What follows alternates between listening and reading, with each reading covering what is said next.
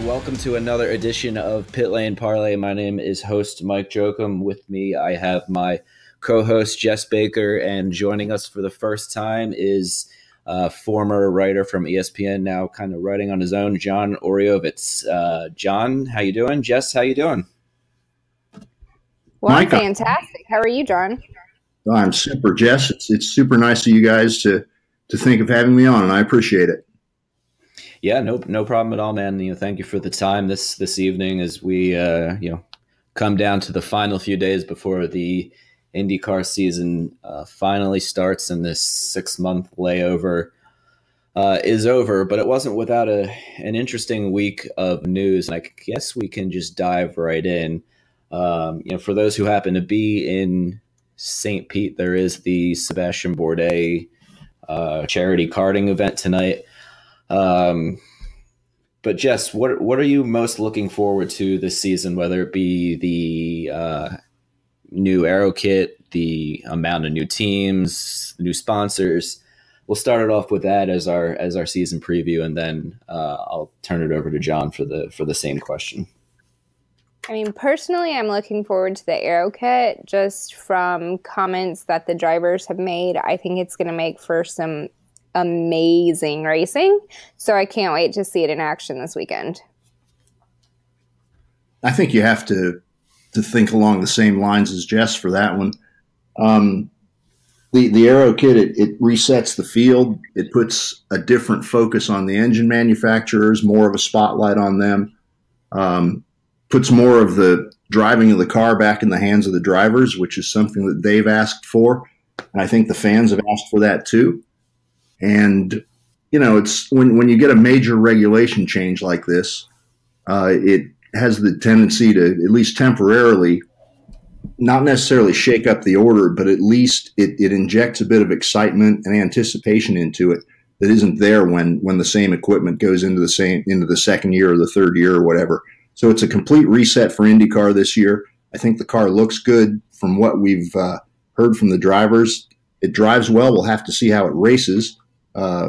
First here at St. Pete, and then at the other different venues in the IndyCar series. But I'm more excited for an IndyCar season than I've been for quite some time, I'd say. Yeah, I think I can echo that last sentiment there, and the anticipation. This is been one of the slowest weeks leading up to the season I can remember. Just from every day seems like it's going slower and slower. Maybe that's the weather outside too here, but. Yeah, I think you guys both hit some great points, and I saw some video of testing. I think it was at Sebring with Clement DeMello and a couple other cars really sliding around one corner there, which got me all sorts of excited, and I think it's going to be some great racing. And I saw today a link to an article that I didn't get time to read about how there's going to be a lot more emphasis on driver-engineer relationship this year, and really nailing that setup. You have the potential to really miss it this year. I think you saw that just looking at how the Schmidt-Peterson team appeared to struggle. Obviously we don't know what their agenda was, whether they never tried to go for any sort of quick time, but certainly they seemed off the pace there in testing at Phoenix, and there's definitely more of a possibility to badly miss on the setup. But at the same time, there's a chance you expect Penske and Ganassi to get it right. There is the chance that they'll get it wrong, and there's the chance that someone like Dale Coyne. I mean, they've got a great engineering group there at Dale Coyne with Craig Hampson and Michael Cannon, and I think a team to really watch this year is the Rahal team. I think with Sato moving over there and Graham Rahal finally getting a steady, reliable teammate. Whose feedback he can trust and who seems to mesh with him pretty well. To me, I think that the Rahal team is really in a position to take a step up this year.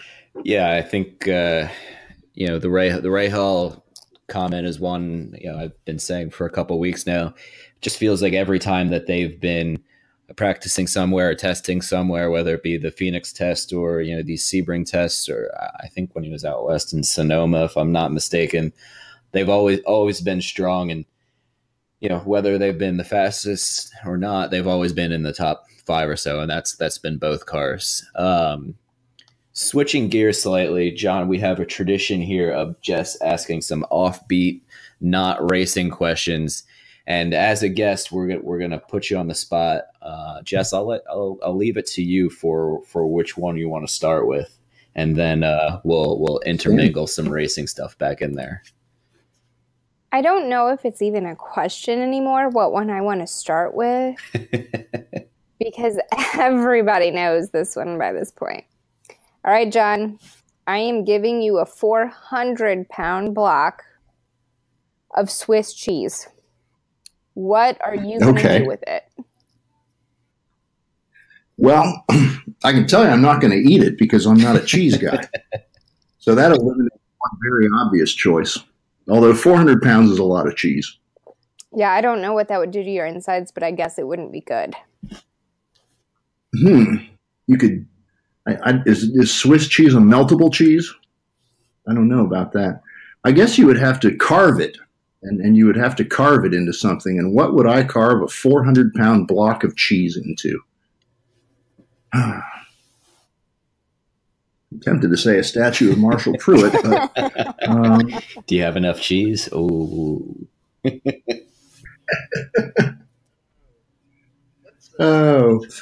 let's carve a 400-pound block of cheese into a 1972 Eagle IndyCar. Yes, I like it. I'm gonna write that down as a note so I don't forget that answer. Cheese. And make sure you get the darn flap.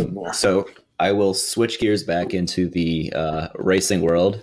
Happy to see Connor Daly get a shot at the 500 this year, even though it's not a full season ride, with Dale Coyne and Tom Burns Racing, who I believe was formerly in some sort of partnership with Buddy Lazier a couple years ago. But that U.S. Air Force car, the renderings of it available on Motorsport are pretty cool looking, and hopefully this he's able to have a strong showing and it leads to better things for Connors. I think, as we've seen in the most popular driver of 2017 poll, it's last I checked a couple hours ago, was down to pretty much either him or Hinchcliffe. They were neck and neck over whoever else was left in the poll.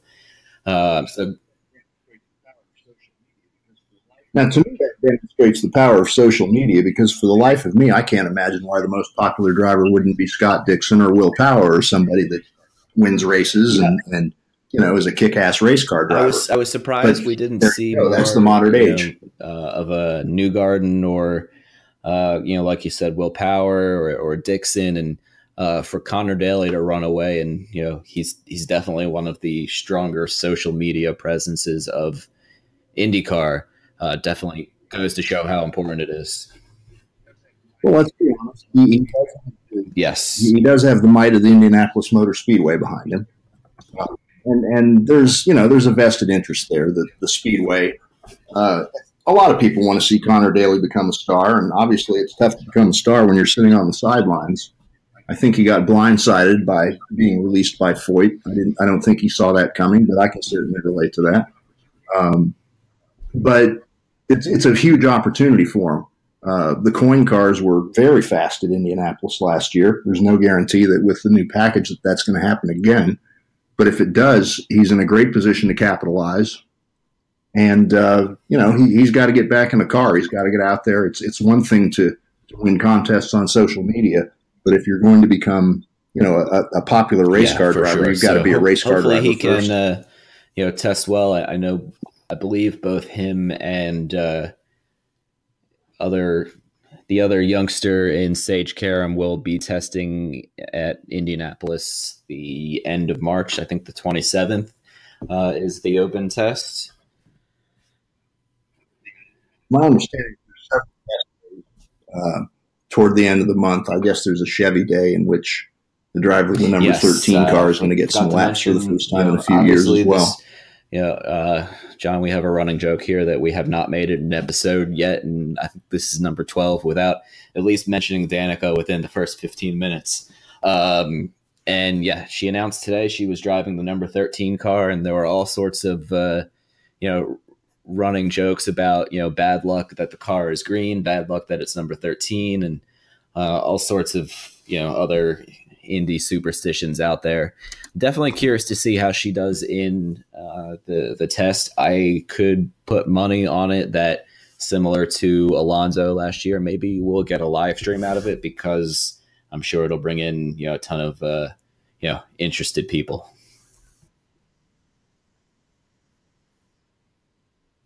Well, I'm sure we will get a live stream out of it because it's Danica.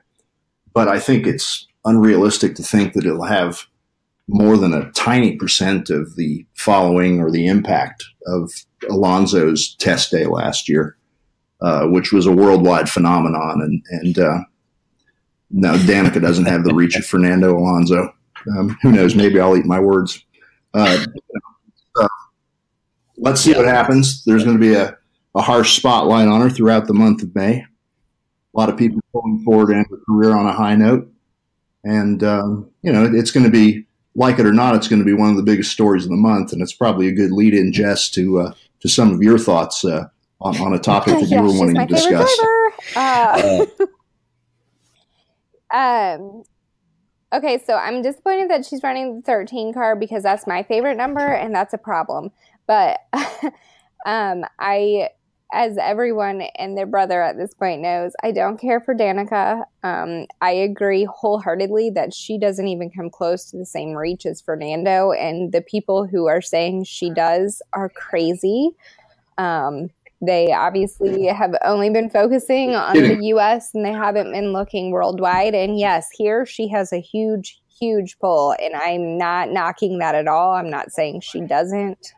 But worldwide, no, she's not even going to come close. So I wholeheartedly agree with you on that one. But yeah, I'm sad she's running my favorite number. Yeah, it's funny you guys bring up Alonso. I was reading about how terrible the McLaren testing has gone so far this week, wherever they are in Europe. And Alonso not worried, but maybe it wasn't the Honda F1 engine that was the problem all along. I'll just leave it at that. I haven't researched into that one too much. I don't know about either of you guys.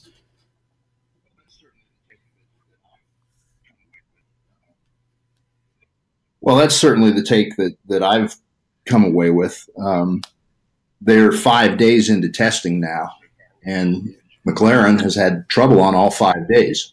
The Toro Rosso car with the Honda engine that was so troublesome for McLaren last year hasn't been trouble-free, but it's completed a considerable number more laps and just been a lot less dramatic than the McLaren effort.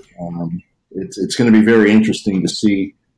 Alonso's certainly talking a good game, that he's confident and he doesn't need the final day of testing, but at the time he has to have some concerns about the fact that car doesn't want to for the McLaren team. Laps. Switching gears back to IndyCar, I'm going to throw a prediction out there for both of you guys. I think it's something Jess and I have talked about at some point, but I know my opinion has changed as we've gone about the testing here. Rookie of the Year vote, or early Rookie of the Year vote, and season champion vote. Jess, I can't remember the last time we talked about that second one there, but John, I'll turn it over to you first.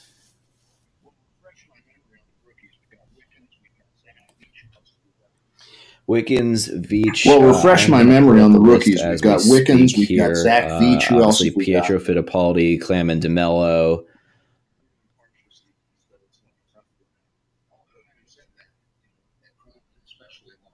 Yeah, they're doing partial seasons, so it's going to be tough for them. Although, having said that, at Coyne and especially along a good teammate like Bourdais, there's a great opportunity for either of them. The de Mello kid, I wonder, I hope he keeps all four wheels on the car. He was a little wild last year at Sonoma, and he had a bit of an entourage with him as well, which was interesting for a guy making his first start. But Fittipaldi certainly brings a famous name, and he's pretty highly regarded in European circles. Wickens is to me is the logical choice. Beach, I don't know. I said yesterday I feel terrible for saying it. I just have a hard time taking him seriously because of how he's a little goofy looking. wrong. And yeah, so I think Wickens is the safe choice for Rookie of the Year. And I'm gonna go out on a limb and I'm gonna put my money on Graham Rahal for the championship. I have a feeling it's his time. He's really starting to blossom. The IndyCar series needs him and Marco Andretti, honestly, too, to be stars. They need those those famous names that IndyCar fans are familiar with, the next generation, to be race winners and champions. And Marco, I can't believe Marco's 30 years old and he's only won 2 races and Graham's starting to regularly run at the front and be a winner, and it's his time. And the interesting thing is that his dad didn't win a championship till he was 33.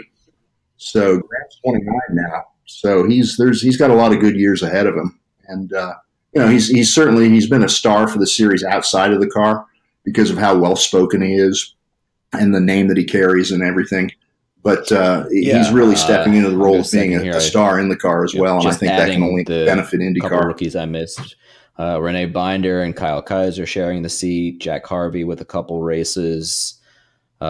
Jordan King, handling the road and street, and Matthias Leist.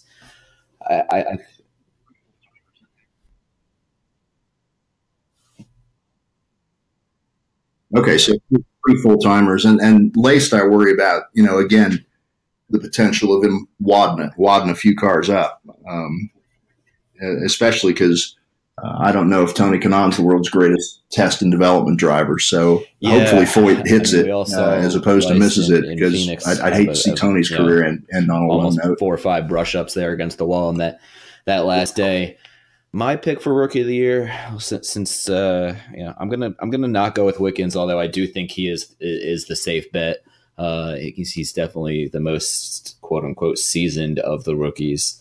I'll go with Fittipaldi. He was impressive in testing. He's been impressive in the Phoenix test and the other road and street tests so far. And I know he's only in 7 races, but one of those races happens to be the Indy 500, which is automatically double points. So maybe those double points and a good finish, not saying he's going to win the Indy 500, propel him over the top and give him the Rookie of the Year. Season championship, I really wanted to go Graham Rahal, but in the interest of choosing somebody else, I'm going to go Scott Dixon. I think he's got it dialed back in. Ganassi kind of retooling in the off season should help them out as long as they don't miss wildly on setups on any races, and he's able to avoid unfortunate incidents in the 500 this year. But my gut says Wickens is probably the safe bet for Rookie of the Year, like you said. He's got the full season. He's at least a couple of years older than some of the other rookies. I think he's 25 or 26 maybe already, even though he looks like he's about 19, which is still better than Zach Veach, who, don't get me wrong, he's an incredibly nice guy, but who looks like he's about 13. Yeah, exactly. So definitely interested to see how the rookie plays out. 12. Class plays out, considering out of the 24 cars we have starting week 1, 7 or 8 are rookies. So, definitely should mix up the racing a little bit. But I will turn it over to Jess for her answer. And then, Jess, I'll let you segue right into another one of your comedic questions. Yeah, your fun questions. My fun questions? Okay. My pick for Rookie of the Year, I'm gonna go with the childlike face of Veach. I think he's got enough talent to pull it off. Right. Now he's definitely gonna have a learning curve, so don't get me wrong. But I think he's got what it takes. Gosh, for the season champion, he's got the right attitude, that's for sure. I'm going to have to say Pagenaud. I think that he was kind of shaken up last year by how well Newgarden did. And I think he is going to come out swinging to use cliche. a different way of saying it. But I think he's going to come out, trying to prove something. Not that he needs to prove anything. Don't get me wrong there, but I think he's going to want to try. So I'm going to go with Pagenaud.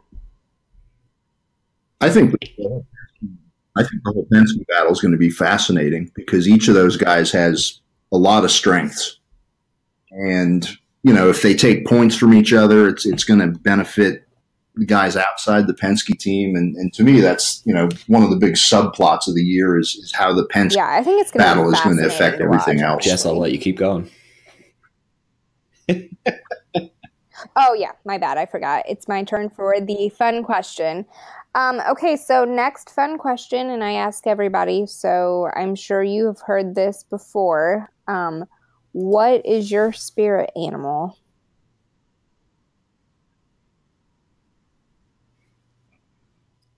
Well, it's clearly a cat. Anyone who knows me knows that I am a cat lover. When I was a small child, I actually was nicknamed John Katz Oreovicz for a short while when I was in about third grade, because everybody in my class loved dogs and I loved cats. But I like cats because they're very peaceful, yet they can be fierce. They're very capable of standing their ground, and they are proud. I think they're observant. They just have so many wonderful qualities. I dig it. So I don't know if you heard my last spirit week, but animal is a cat. I'm kind of a crazy cat lady, so I'm totally cool with it. I have two cats and how many one cats dog do you have? that's almost it's a cat. funny. We call my dog the cat dog. Yep. But as this Pit Lane Parlay social media world knows, my dog is definitely just a dog. I think my allergies and cats would probably not get along in the end. We're making this a weekly theme, talking about pets in the middle of our racing episodes, which is fantastic because why not? We all have personalities outside of racing. We got to let them show a little bit.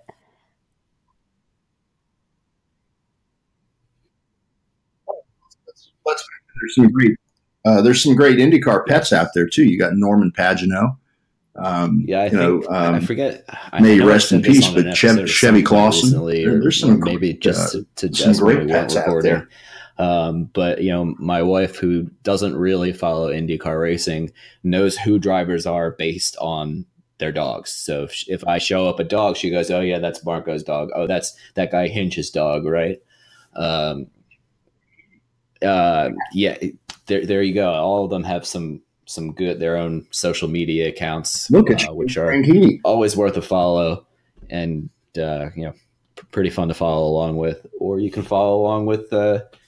I know my dog has his own social media account, but I'm not going to.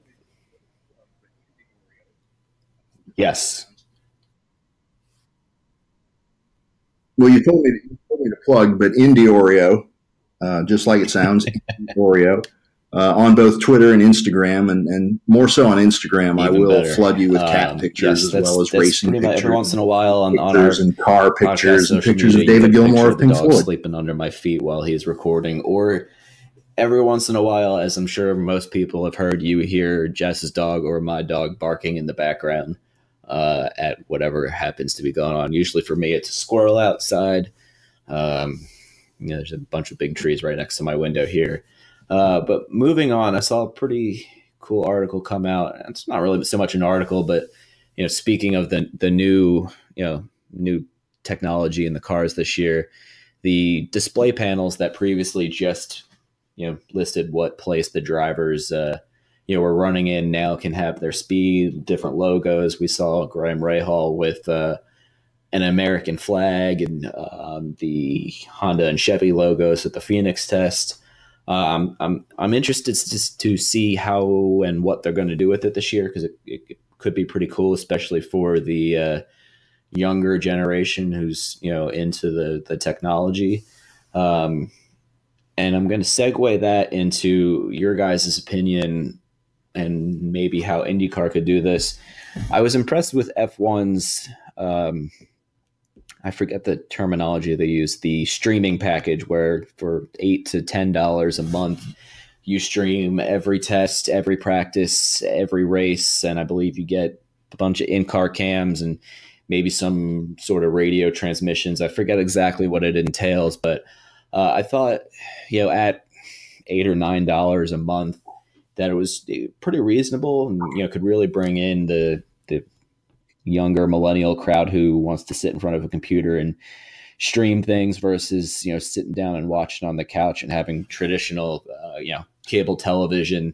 I'll turn it over to either of you guys and get your opinion on this and see if you think is this a viable addition to IndyCar's next TV contract.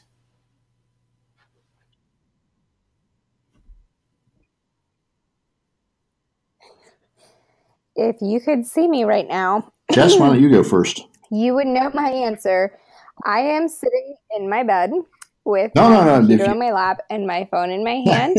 So I would be thrilled with a streaming package because I don't have cable TV. I haven't had cable TV in a couple of years now. It was just absolutely ridiculous. But I do end up using, and this is terrible of me to admit this, but I use a friend of mine's login so that I can stream the IndyCar races on my computer, and then I piggyback onto my TV when I want to see them bigger. But yeah, I sadly am addicted to my technology being right in my lap, so I would love it, and I would gladly pay to be able to stream everything.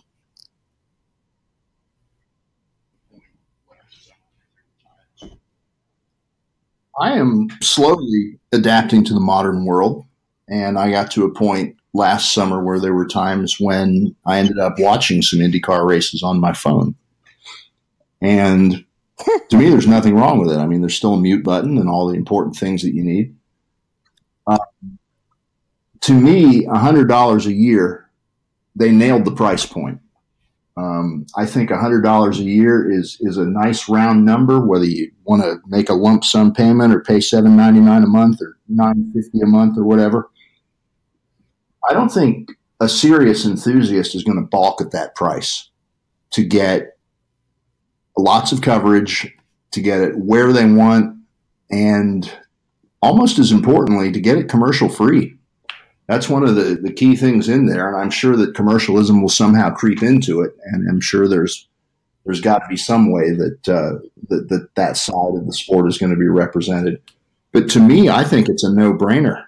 For $9 a month to watch Formula One with enhanced coverage, commercial-free, heck yes, I'd do that.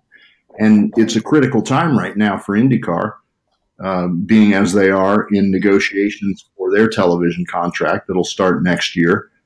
And I don't think they want to repeat the mistake they did last time, in which they were cash needy at the time and they took a lowball deal. Honestly, it's one of the last parts of Tony George's legacy was when he was running the show was that 10-year Versus/NBC Sports contract that they're finally coming out of. There's a contract that was $6 or $8 million a year at a time when NASCAR's numbers are being measured in billions. It was an insultingly small television contract. And IndyCar, of course, is not going to come anywhere close to getting NASCAR numbers. I think the last NASCAR deal may end up being one of the last stupid money deals done for any TV sport. They're all dialing back now. People are, as Jess mentioned there, they're cutting the cable. ESPN, the big behemoth that charges $8 a month or whatever on cable bills. They're in fewer and fewer homes because people don't want to pay for it, and the viewing habits are changing. And IndyCar is positioned to be a pioneer or a leader in this whole new era where more and more of the coverage is streamed as opposed to over the top or whatever you call traditional network television. They have to be careful because there are pratfalls that can come with being one of the early adopters. But at the same time, I don't think they have much to lose right now. They certainly haven't been generating the ratings either on ABC or NBC. And it's pie in the sky for Robin Miller to say, oh, if all the races are on NBC, it's all going to be better, or even ABC, ESPN, for all its faults. But the truth of the matter is that what matters going forward fantastic point is how do you capture and measure the people that are watching it the way Jess does. Still in the old days having cable TV, because unfortunately they do not stream the NHL very well onto mobile devices just yet, for the most part, or at least that's in any quality that's remotely decent. So if I can get my Flyers games on my phone or on my computer, and IndyCar comes up with a streaming solution, I'm sure I would change tune pretty quickly on that one.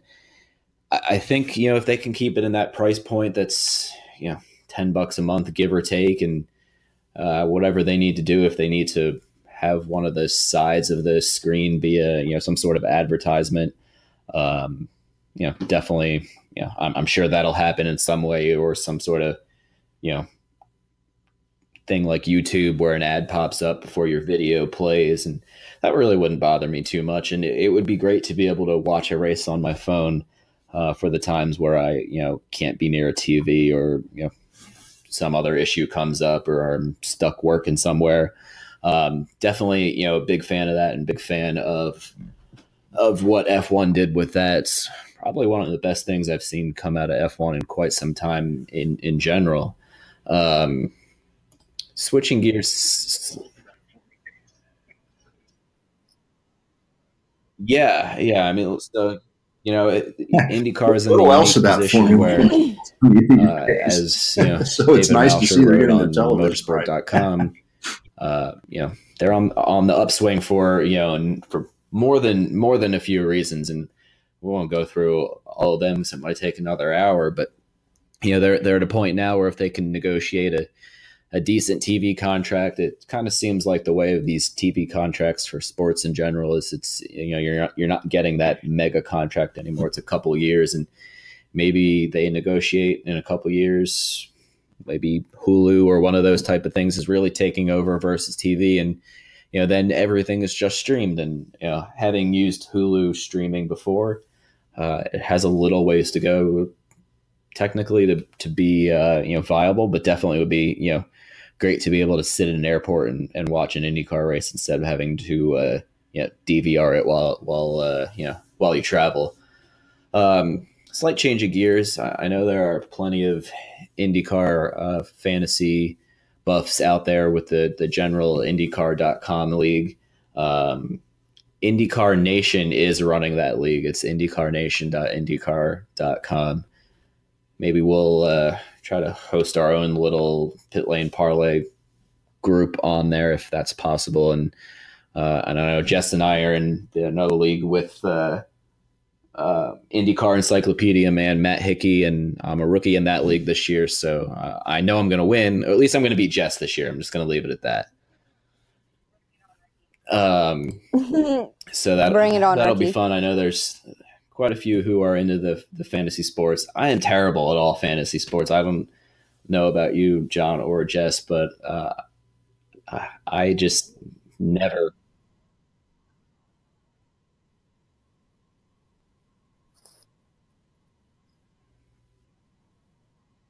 I won IndyCar PR and Media NFL Fantasy League one year, the first year they held it, or at least the first year I was involved. I think I was saying this, and ever since then, one of our first episodes, just like setting fire to a $20 bill. I think I was just talking to Jess. Last year did the IndyCar Fantasy League, and every year, my dad and I just do our own little separate group and compete against each other. And going into the Indy 500, I was ranked in the top 200 worldwide, and I'm going, great, I'm going to nail the Indy 500. And I went to a wedding the night before the race and forgot to make my picks because I wasn't feeling too well the next morning. So I dropped from 200th place to pretty much the bottom of everybody competing and never recovered for the rest of the year. So I have already set reminders in my phone for each race to make my picks for the public league and for the league that Jess and I are in, because I really don't want that to happen again. Yeah, rookie mistake. I know, had too many drinks and forgot to make his fantasy picks. But what about you, Jess? Sir? Any luck in fantasy? Mistake. I know you had a decent year in the uh, other IndyCar league last year. Yeah. Excuse me. I don't do very good in any of the other ones because I just really don't care, to be honest.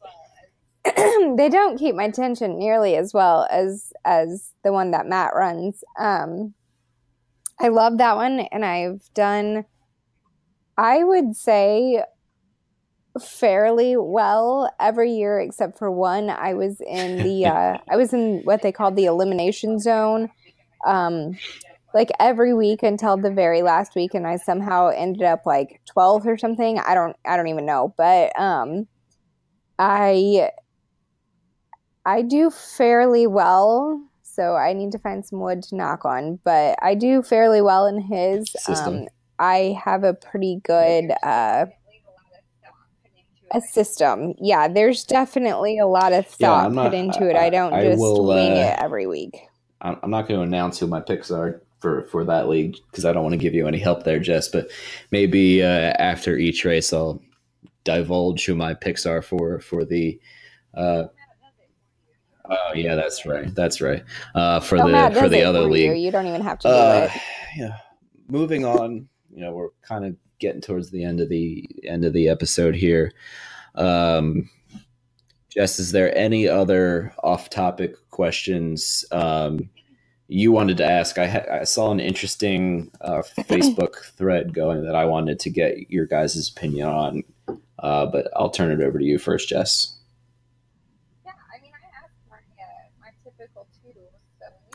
Yeah, I mean, I asked my typical two. Sure. So you feel free to throw in the Facebook one. And John, I don't know if you saw this on Facebook. It was on the Fantastic American Open Wheel Racing Facebook group, which always has plenty of interesting discussion. Oftentimes has so many comments, I can't keep up with it. But there was a rumor going around that if they get 35 or 36 Indy 500 entries, that instead of the general tradition of bump day, that there would be 35 or 36 cars. And for those out there who may not know, in the original days there were less than 33 cars, and then in 1979 and 1997 there were 37 entries. Yes, thank you. I knew I was close. So, I see a lot of comments that say, don't let people, don't go past 33 because it's essentially a participation trophy. But I'll turn it over to you guys before I give my thoughts. Jess or John.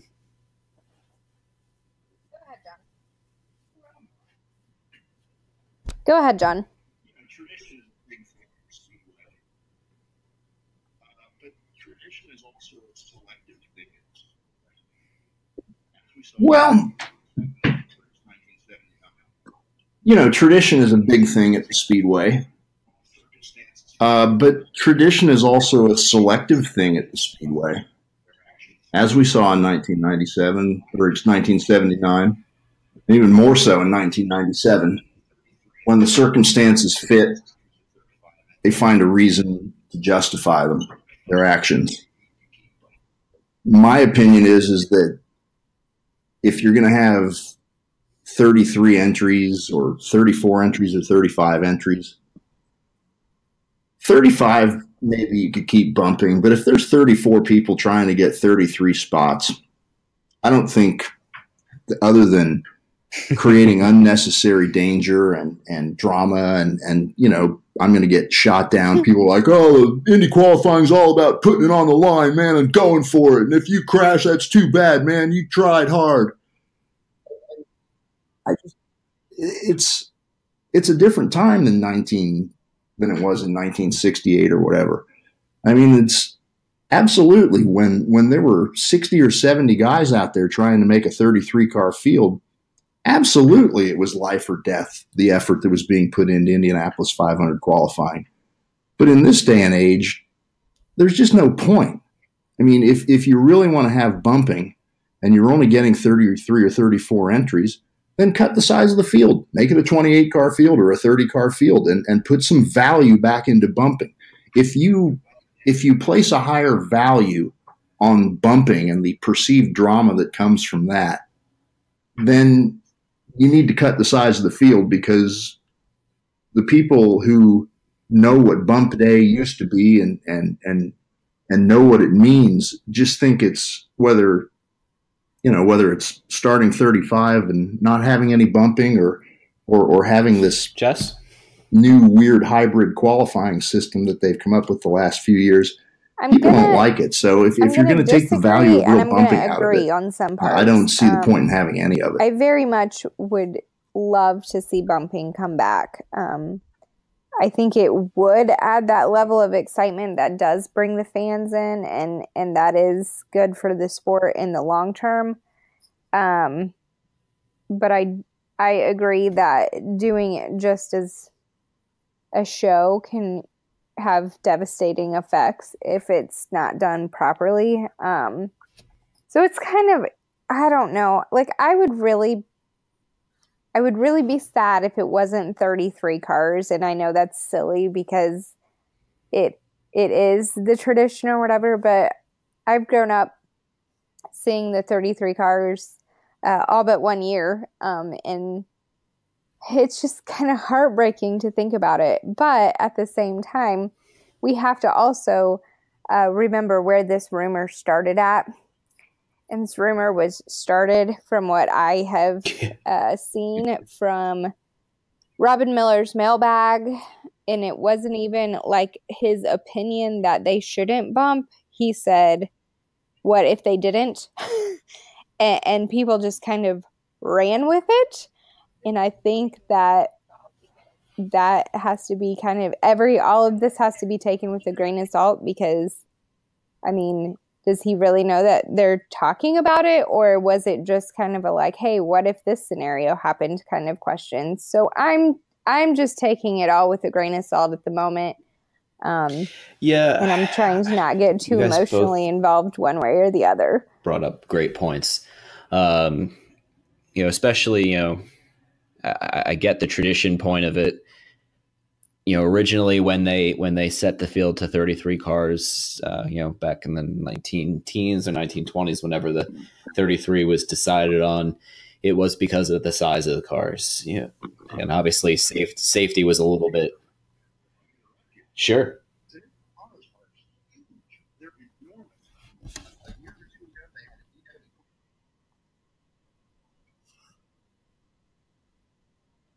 Well, let me interrupt you. Today's cars are huge. They're enormous. A year or two ago, they had a DW12 parked next to a Penske PC15 or 16 from the late 80s in the infield, and it was literally only 80% as big as the current car. It was tiny in comparison, and that's one thing. These cars in the current generation, and it's not quite as comical in Formula One, where they seem to have added about 3 feet to the wheelbase, but the cars are huge. And even the notion of, this is a racetrack that was built and designed in 1910. They never planned to have cars this big and this fast on that little track. The dimensions of the Indianapolis Motor Speedway have not significantly changed in more than 100 years. And like a lot of other places, there's borderline of the cars outgrowing the track. You could say the same thing at places like Phoenix and Ohio, and I digress.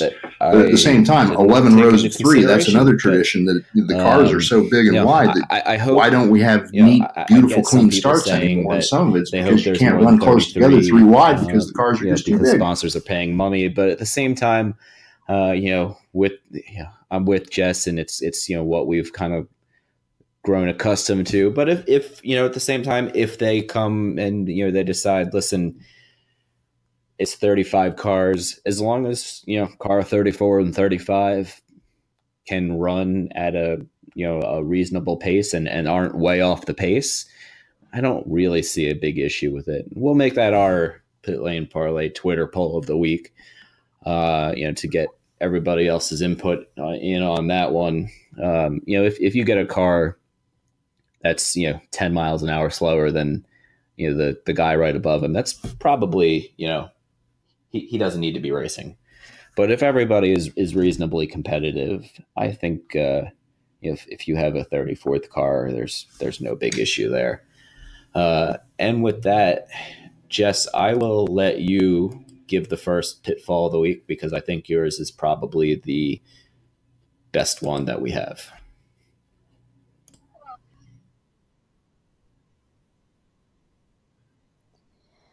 Well, I asked for this one because I have kind of discussed this before. There are some things that really bother me in the racing world. It really bothers me when somebody says, I should do this because I'm a girl, or I should get this because I'm a girl, or I should get this because there are a million things I could say here, and none of them are politically correct. We'll just put it that way. Again. But this week, and everybody knows where I'm going with this, Carmen Jorda, with her comments about how girls should run an X series because it's less challenging, just, I don't understand. I mean, and maybe it's her mentality, but she shouldn't be speaking for all female racers if that is her mentality, because I have never met anybody who is a true competitor who doesn't want the challenge. Now, I will also say I've never met Carmen Jorda, so I would love to actually pick her brain in person, but I cannot imagine that she truly believes that she shouldn't run with men because of the challenge. It might be hard to do. Before we go any further, I don't know. Did you see her her very team issued apology that came out today? I did not see that. It's your generic apology that probably was just typed up and repeated. I did not see that. I know it didn't make me feel a whole lot better about anything she said. John, I'll turn it over to you, whether you want to chime in or if you want to have a pitfall of your own. If not, I have a quick one before we wrap it up.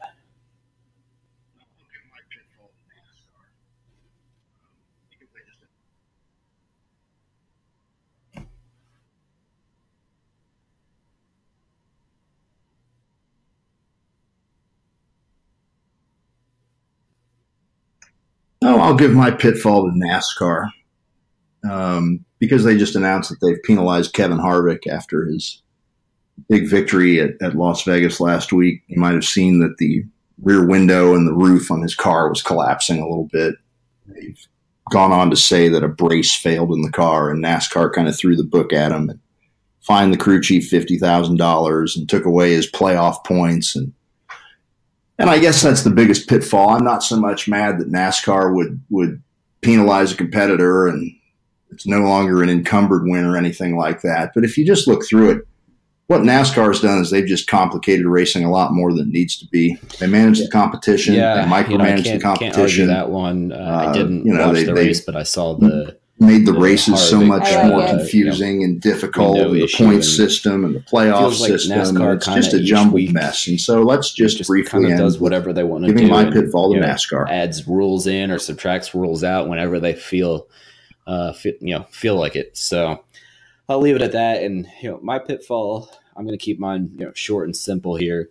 Now that we're approaching IndyCar season and approaching one of the more highly anticipated seasons in a number of years, you have the first race this weekend, great, and then we don't have a race again for 3 weeks, almost a month. And I know it's not a huge deal because once April rolls around, it's back to back weekends before the month of May, so it'll really pick up. But I would like to see IndyCar be able to find a race to throw in there mid-March at some point to really keep that momentum going.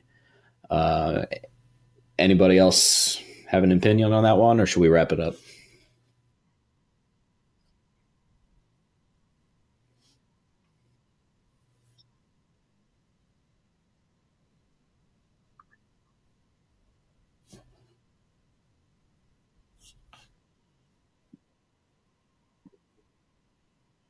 Well, very much so. They need a shorter off season, plain and simple. And St. Pete, the first time it was run in 2003 as a kart race, it was February 23rd. That may not be realistic, but there was some talk of putting Mexico City on the schedule in August. Come on, that's a race that belongs in February or the 1st of March. And I think that the time is now that's fair.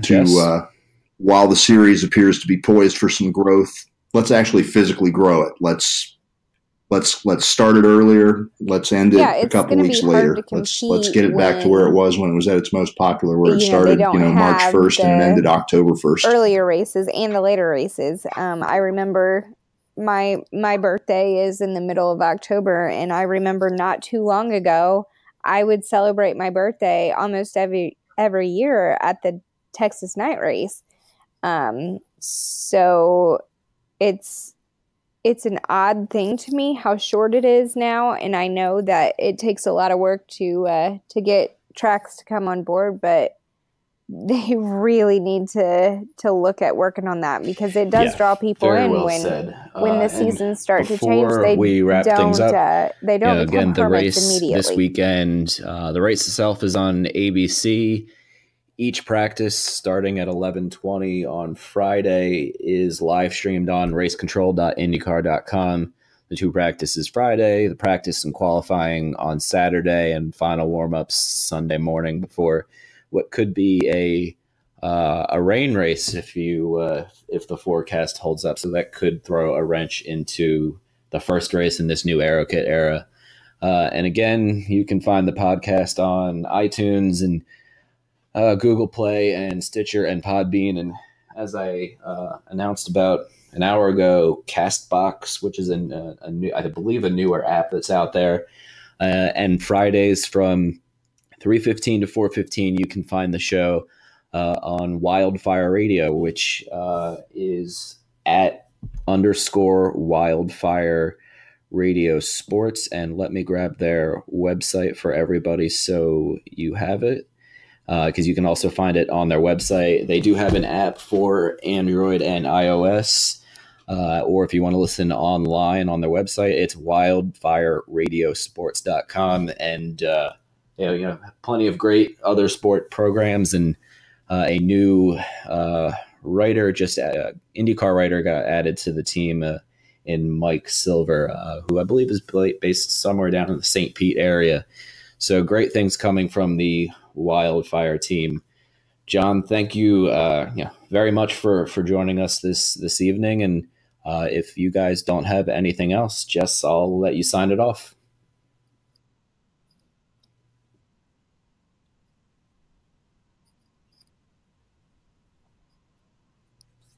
John, are you good? Yeah, for sure. And for those out there who don't follow John, his Instagram and Twitter are. I just want to say to thank you for having me on. Enjoyed the conversation. You guys had some really good takes. Or anything you need to appreciated getting your viewpoint on everything. And thanks again. Let's do it again soon.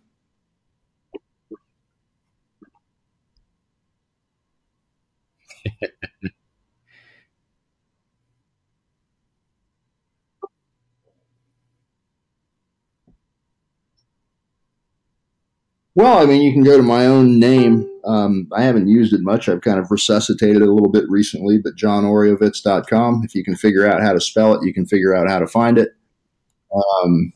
Probably going to get into the habit of doing at least posting a weekly commentary, and I've started to post some of the columns I've written for a Japanese magazine I write for. Yes, but just to kind of show people that I'm still alive, and yes, I'm at home working on some book projects, and I'm not at the racetrack as much as I used to be, but I'm still pretty much devoting my life to IndyCar racing, and I hope to see fans and see you guys, Jess and Mike, at a racetrack soon.